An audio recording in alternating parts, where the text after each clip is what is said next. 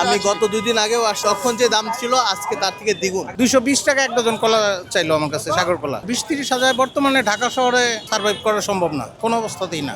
অনেক পরিবারে দেখেন আপনার আর্থিক কারণে বিচ্ছেদ হইতেছে।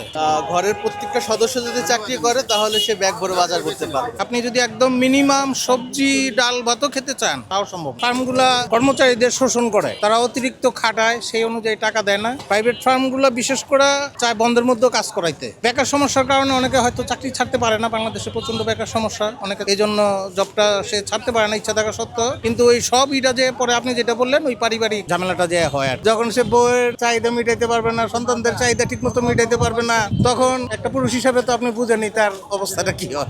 বললো যে পাকিস্তানি কমলা নিলাম 240 টাকা করে। একটা ফল না থাকলে প্রথম রোজায় জাস্ট ওই হিসেবে নাও, কলার দাম একদম আকাশ ছোঁয়া হয়ে গেছে। 220 টাকা এক ডজন কলা চাইলো আমার কাছে, সাগর কলা। চিন্তা করলাম এটাই নিয়ে যাই।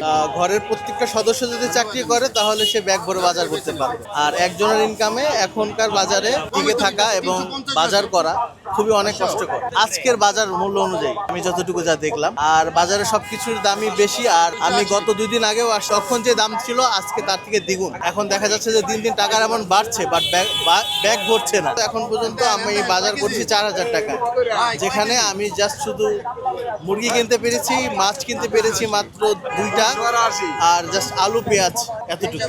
লেবুর বাজারে ঢোকা যায় না, বেগুন তো স্বর্ণের দাম।